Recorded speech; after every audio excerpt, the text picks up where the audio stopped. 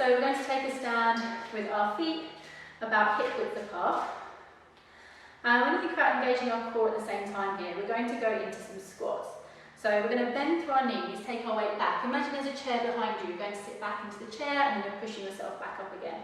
Breathe in as you squat down, breathe out as you push back up, and just watch that you're keeping a little space between your knees as you're squatting here.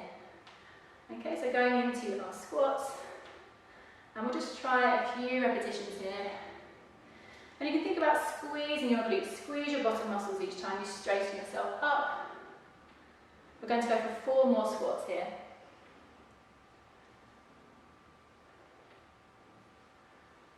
That's it, and we're going to go for 1 more, last time.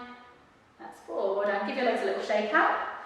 And then we're going to stick with squats, but we're going to change it a little bit. For our second exercise, we're going to go into sumo squats. So we're going to take our feet wider for this one. So if you turn your toes out, your heels out, and then turn your toes out again. So feet are a bit wider, toes are pointing outwards. We're staying tall through our spine, open through our chest. Keep that core engaged, and then working through our knees again. So we're squatting down with our knees a little bit wider this time before we push back up. So really push those knees wide.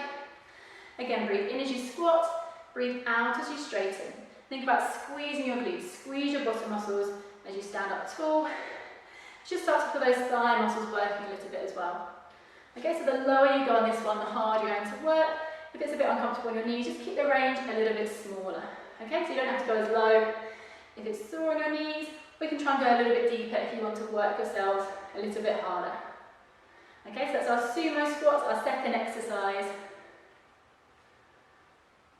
We'll go for 3 more here.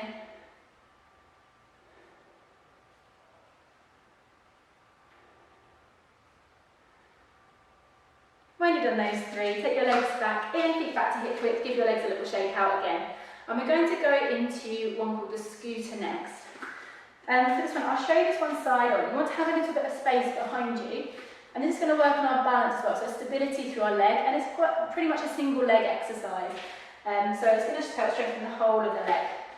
So if you stand on one foot, doesn't matter which one, stand on one leg, soften the knee on the leg you're standing on. You're tall through your spine, shoulders are back and down, hands on your hips, and then, so it's what's called the scooter for our third exercise. So we're going to slide one leg back behind us, and then we're going to slide it back in again. So stay with the same leg, breathing out as you slide your toes back, so you're taking most of your weight onto that front leg, and then slide it back in. So you should feel that front leg working, so it's strengthening the muscles into our hips, and around our knees, around our ankle.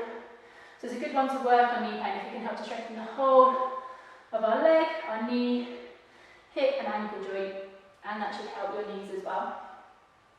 Let's go for 2 more on this side.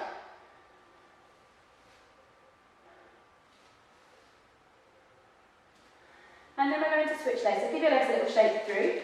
Swap onto the other foot. So balance on the other leg, soften that knee. Again, tall through your spine. Shoulders are back and down, and then balancing on the other foot, and then we slide the other leg back and sliding it back in. Again, breathing out as you slide away and hinge forwards from your hips, and breathe in as you slide your leg in and stand back up tall. Try and keep that front knee just a little bit soft. That's it. Try and keep as much weight as you can through that front leg here. So try and balance as much as you can on that front leg. So it works our balance as well. So don't worry if you do have a wobble on this one. That's okay. We'll go for 2 more here.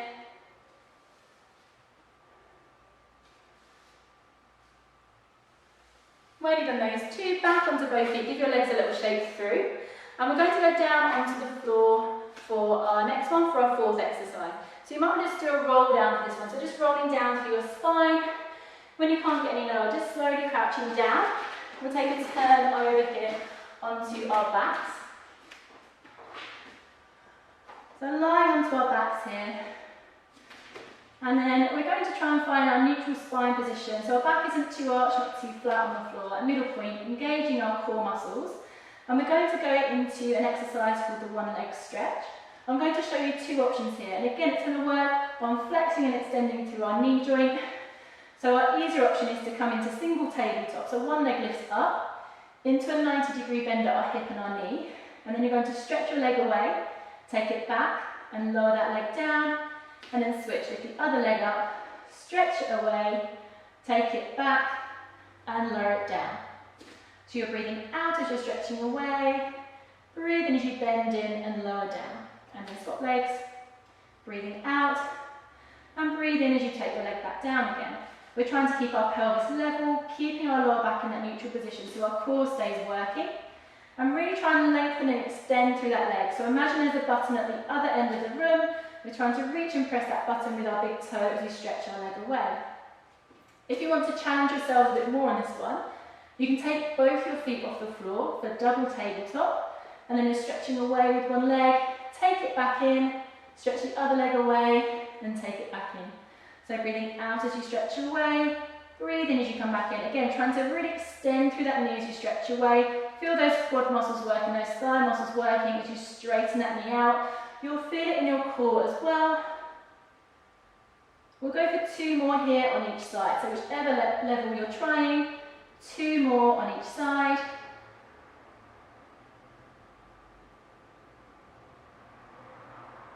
And last rep. When you've done that last one, lowering those legs down if they're both up. And we're popping our feet back onto the floor here. Our feet are going to come to hip width apart. We want a little space between our knees as we go into our 5th and final exercise, our shoulder bridge. So for this one, we're going to tilt back through our pelvis, squeeze our glutes, and you're going to roll up through the spine, 1 vertebra at a time, getting your hips up high at the top, and then you're slowly rolling back down through the spine, 1 vertebra at a time, until your hips are back to the floor.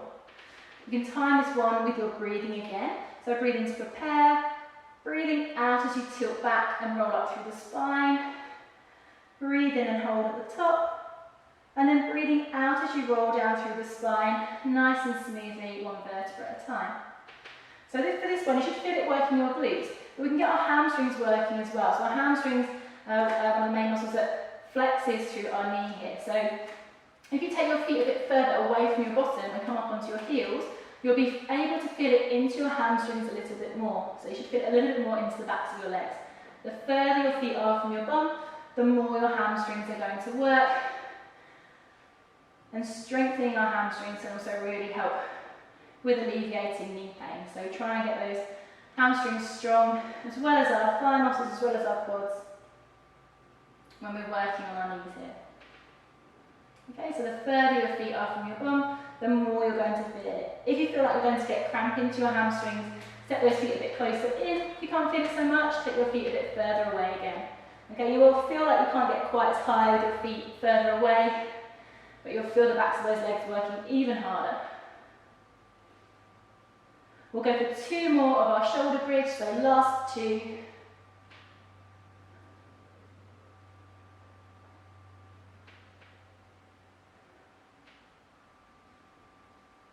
And then when you've done those last 2, you can take your time just taking a slow turn onto your side and taking a slow sit up from there.